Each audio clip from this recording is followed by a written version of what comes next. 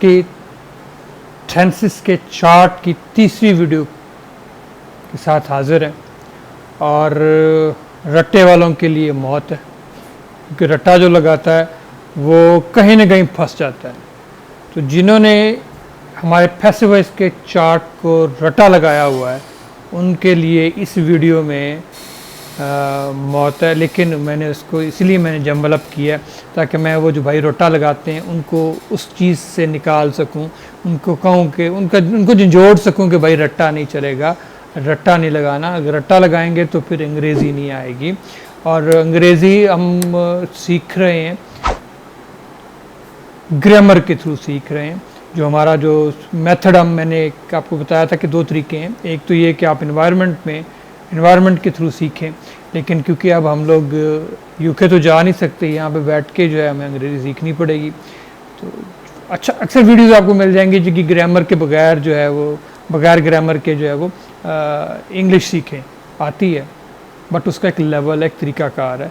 उसका तरीक़ाकार है या तो आप बचपन में इन्वायरमेंट के थ्रू सीखें, स्कूल में सीखें, या आप उस इन्वायरमेंट में चले जाएं, यूके चले जाएं, यूएसए चले जाएं, उस वक्त आपको ग्रामर की ज़रूरत नहीं है।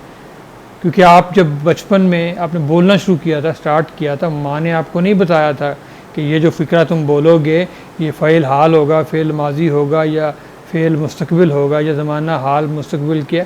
वो आपको इन्वायरमेंट में आपकी फ़र्स्ट लैंग्वेज है ना, मदर लैंग्वेज है, ठीक है। फर्स्ट लैंग्वेज या मदर लैंग्वेज जब आपने सीखी थी उस एज में अगर आपको अंग्रेज़ी क्या 6 लैंग्वेजेस भी सिखाई जाती तो आप सीख सकते थे। लेकिन अब हम लोग ग्रोन अप्स हैं, बड़े हो चुके हैं, बढ़ चुके हैं। अब हमें जो है वो अपनी फर्स्ट लैंग्वेज का, मदर लैंग्वेज का सहारा लेके ज़ुबान सीखनी पड़ेगी। क्योंकि हमारे जहन में अभी भी वही एक चीज़ अटकी हुई है, क्या, दिस इज़ एन एप्पल और एप्पल में ना सेब, ठीक है। तो अब हम उसको, जब हमारे पास एप्पल आएगा हमारे सामने तो हम उसको सबसे पहले अपनी मदर लैंग्वेज में ही सोचेंगे ये सेब है, एप्पल नहीं कहेंगे। लेकिन अगर एप्पल भी कहेंगे तो सबसे पहले वो अपनी जो फर्स्ट लैंग्वेज जो है उसका सहारा लेकर हम लोग जो है वो उसको ट्रांसलेट करेंगे या उसकी मीनिंग समझेंगे। सो ग्रामर इम्पॉर्टेंट है, हम लोग ग्रामर इम्पॉर्टेंट है, लेकिन करते क्या है, जब आप थोड़ा सा इससे गो थ्रू हो जाएंगे, करते हम लोग ट्रांसलेशन ही हैं। जब भी आप कभी अपनी फर्स्ट लैंग्वेज से सेकंड लैंग्वेज में जाते हैं, जब आप दूसरी लैंग्वेज बोलना शुरू करते हैं, तो आप सोचते जो हैं, आपकी थिंकिंग जो है आपकी फर्स्ट लैंग्वेज में ही होती है। लेकिन तरीक़ाकार क्या है कि वो जो थिंकिंग है वो आपकी फास्ट हो जाती है, जल्दी सोचना शुरू कर देते हैं। और दूसरा, आपको पता चल जाता है कि यार गैप फिलर्स भी कोई चीज़ है, अगर आप कहीं अटक रहे हैं तो बात को मैनिपुलेट कर लेते हैं, घुमा लेते हैं। सो इसलिए जो है वो मैं हमेशा कहा करता हूँ ये आप बिल्कुल कहना छोड़ दें कि जी ग्रामर के बगैर आपको इंग्लिश आ जाएगी। इंग्लिश है ही नहीं ग्रामर के बगैर। क्या do, does, has, have, was, were, ये टेंसेस के बगैर ग्रामर है, इंग्लिश है नहीं। तो अंग्रेज़ भी तो ग्रामर ही यूज़ करता है ना, लेकिन वो क्यों फ्लुएंटली बोल रहा है, क्योंकि उसकी मदर लैंग्वेज है। हमारी मदर लैंग्वेज नहीं है, हमारी फर्स्ट लैंग्वेज नहीं है, हम लोग ट्रांसलेशन का सहारा ले रहे हैं। सो ग्रामर टेंसेस को थोड़ा सा दिमाग लड़ा के सीख लें, थोड़ी सी मेहनत करके सीख लें, आपको प्रॉब्लम नहीं आएगी। So stay tune to my video और ये ग्रामर का नेक्स्ट लेक्चर देखें। डियर स्टूडेंट्स, बैक पे देखें तो जैसे मैंने लेक्चर के स्टार्ट में कहा, रटे वालों के लिए वाकई मौत है, क्योंकि पूरे का पूरा चार्ट घुमा पड़ा है। प्रेजेंट, पास्ट, फ्यूचर की तरतीब बदली पड़ी है, उनके सब टेंसेस की जो है वो इंडेफिनिट, कंटिन्यूस, परफेक्ट और परफेक्ट कंटिन्यूस की तरतीब बदली पड़ी है। तो अगर तो रट्टा लगाया तो भाई मेरे रट्टे वालों को मैं ज़रा, सोए हुओं को, रट्टे वालों को ज़रा हिला के उठाना चाहता हूँ कि भाई उठ जाओ और इसको आखिरी चैन से ज़रा ध्यान से पढ़ लो, ध्यान से देख लो चार्ट को। अगर समझ जाए तो आपको, अगर चार्ट बनाना आ गया, टेंस की समझ आ गई, तो आगे आपको प्रॉब्लम नहीं आएगी। सो देखें तो इजी है काम। परफेक्ट का मतलब क्या था, चूका। पास्ट का मतलब था, बस इस तरह से अगर याद कर लें तो मेरे ख्याल में रटा लगाने की ज़रूरत ही नहीं। गा और है, अगर गौर करें तो अगर परफेक्ट, पास्ट परफेक्ट की बात करें तो चुका था। मैं यहाँ से कलर चेंज करता हूँ जी, ये देखें जी परफेक्ट। इधर अगर चुका और ये देखें फ्यूचर है तो चुका होगा। इधर सेम अगर लेके आए आप लाइन घुमाएं, ये चुका, और इधर अगर है तो ये चुका है, मतलब इधर से है उधर से चुका। अब बात करते हैं परफेक्ट कंटिन्यूस की। मैंने कहा थी टाइम प्लस रहा, ये टाइम प्लस रहा इतना कर रखें जी। और अगर यहाँ से पास लेके आए तो रहा था, ये अगर घुमाएं इधर से तो ये टाइम प्लस रहा, इधर से फ्यूचर है तो ये गा भाई साहब इधर से यहाँ पे आ गए, रहा होगा। ठीक हो गया। अब इधर से ये फिर ये देखें जी टाइम प्लस रहा, हमने परफेक्ट कंटिन्यूस का लिया, और ये क्योंकि प्रेजेंट है तो है इसके साथ ये जी प्रेजेंट का लग गया। क्लियर, मतलब याद करने का बड़ा आसान तरीका। उसके बाद अगर आप देखें कंटिन्यूस, कंटिन्यूस का मतलब मैंने बताया था जी रहा। अगर यहाँ से लें, या यहाँ से रहा आ गया, और इधर से लें तो था आ गया। ये रहा हो रहा, और ये गा जो है ये फ्यूचर का आ गया जी, रहा होगा। इधर से रहा और प्रेजेंट का आ गया है, तो टेंशन ही कोई नहीं, जितना मर्जी को घुमा ले, जितना मर्जी घुमा ले, कोई इशू ही नहीं आता इसमें, अगर आपका कॉन्सेप्ट क्लियर है तो। याद करने वाले पहले कंफ्यूजिंग को देख लेते हैं जी। मैंने कहा था एक कंफ्यूजिंग 3 याद करने वाले तो, और बाकी 9 के बाद 9 के 9 रेप्लिका हैं। ठीक है, देख लेते हैं जी कैसे रेप्लिका है। रेप्लिका सो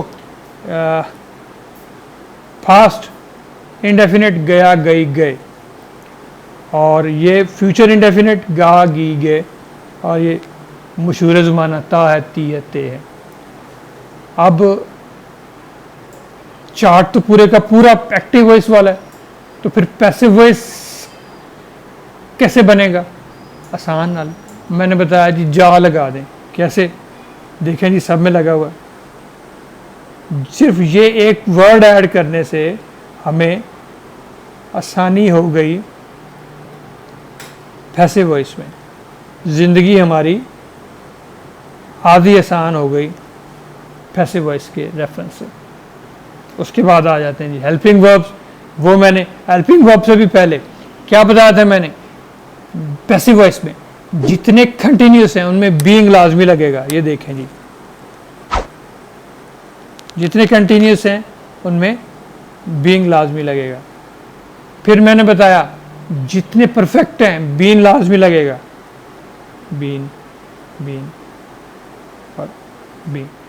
जितने परफेक्ट कंटिन्यूस हैं उनमें बीन और बीइंग लाजमी लगेगा। ये देखें,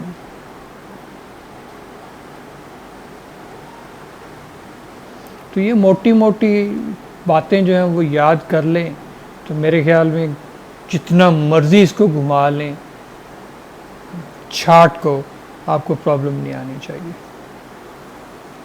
पहली बात मैंने कहा, पहले चार्ट को देखना है, फिर चार्ट को ड्रॉ करना है। चार्ट को ड्रॉ करते हैं, इसी ये जो हमने जम्बल अप किया हुआ है इसी को हम लोग ड्रॉ कर लेते हैं। अच्छा, आसान पहला रूल जितने कंटिन्यूस हैं उनमें रहा लगता है। मुझे नहीं पता, मैं सिंपल क्या करता हूँ, मैं जो है ना रूल्स को फॉलो करके जो है ना वो इस चार्ट को आसान बनाता हूँ। जितने कंटिन्यूस हैं उनमें रहा लाजमी लगता है। कंटिन्यूस थे, मैंने सब में रहा लगा। जितने परफेक्ट हैं सब में चुका लाजमी लगता है।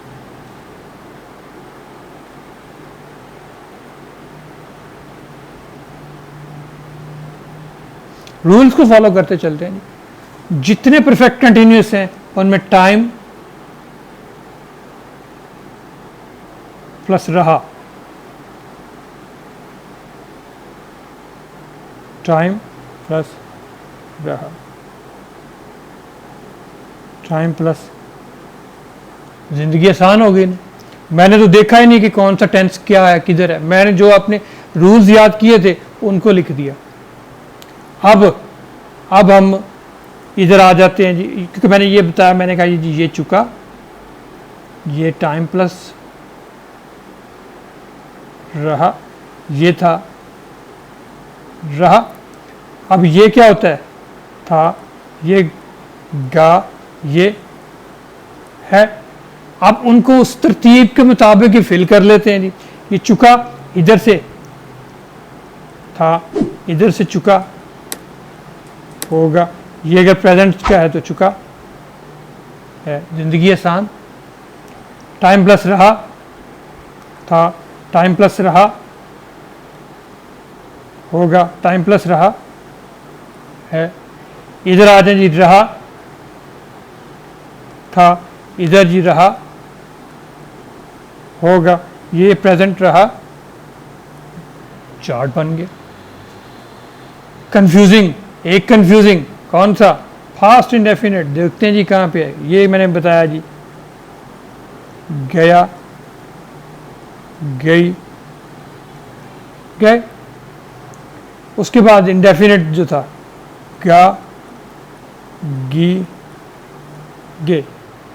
और इंडेफिनिट अगर है तो ता है, ती।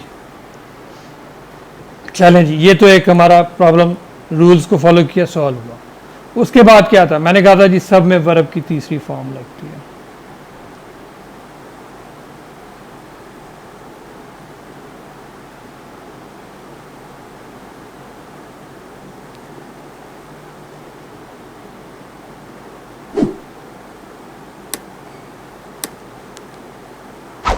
देखिएगा 5 मिनट भी नहीं लगते चार्ट को ड्रा करने में और समझने में। वर्ब की थर्ड फॉर्म सब में पक्का हो गया काम। उसके बाद फिर एक मैंने आपको एक रूल दिया, एक समझाई बात, क्या जी, कि जितने भी कंटिन्यूस हैं, अब कंटिन्यूस जितने भी हैं उनमें बीइंग लाजमी लगेगा।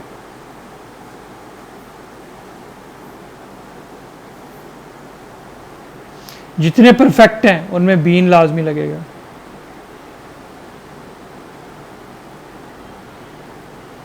जितने परफेक्ट कंटिन्यूस हैं, बीइंग और बीइंग,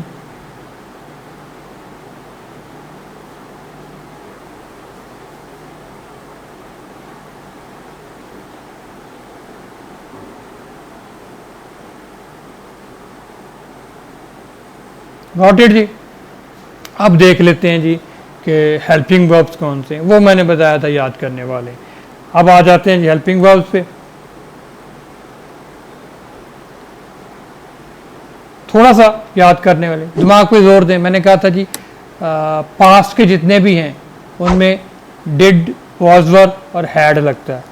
तो अगर आप ये देखें तो ये पास्ट है तो इसके साथ हैड प्लस बीन लग गया, ठीक है। इधर अगर आप परफेक्ट कंटिन्यूस देखें, हैड प्लस बीन, इसमें वाज, वर। कंटिन्यूस में वाज या वर प्लस बीइंग। फ्यूचर में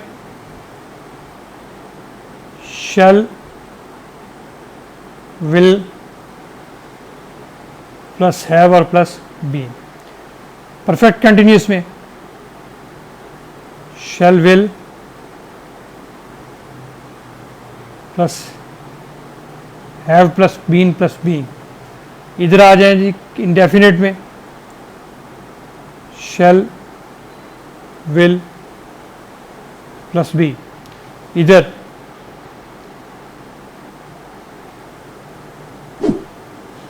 शैल, विल प्लस बी और प्लस बीइंग भी साथ लगेगा। प्रेजेंट में आ जाते हैं जी, क्या था, परफेक्ट है तो has, have plus been. Perfect continuous है तो हैज़, हैव प्लस बीइंग। इसमें सादा जो है इंडेफिनिट में जस्ट इज, एम, आर। और अगर आपका कंटिन्यूस है तो उसमें is, am, are plus being. उम्मीद करता हूँ जी जमल अब भी है, चाहे जैसे मर्जी कर लें, चार्ट जैसे मर्जी घुमा लें, कॉन्सेप्ट क्लियर है तो भूलेगा नहीं। आगे चलते हैं चार्ट के बाद एक सेंटेंस भी अगर चाहिए तो ये था कि घुमा देते, लेकिन चले मैंने घुमाया नहीं है इसको, इजी रखा है। वही मेरे ख्याल में मैंने रिपीट करने की ज़रूरत नहीं है। अगर मेरी पिछली 2 वीडियोस देखी हैं तो ये भी आप क्लियरली इसको समझ जाएंगे। खाना मुझसे खाया जाता है, वही जा का इजाफा किया, जा, और खाया जा रहा था, food was being eaten by me, सिवाय मतलब इस सेंटेंस के जिसमें गया गई गए लगा, पास्ट इंडेफिनिट की बात कर रहे हैं, फूड वॉज ईटन बाय मी, बाकी सारे के सारे एज इट इज़ हैं। सो वीडियोज़ अगर पसंद आ रही हैं लाइक करें, शेयर करें और सब्सक्राइब करें, बेल आइकन प्रेस करना मत भूलिएगा, और शेयरिंग इज़ केयरिंग पे यकीन रखें। अगली वीडियो लाजमी देखिएगा क्योंकि उसके अंदर टेस्ट है आपके दिमाग का भी, और आपके जो आपने एक्टिव एंड पैसिव वॉइस अगर समझ के किए हैं तो आप उस टेस्ट को क्लियर कर पाएंगे। ठीक है, नेक्स्ट वीडियो में मिलते हैं। Thank you.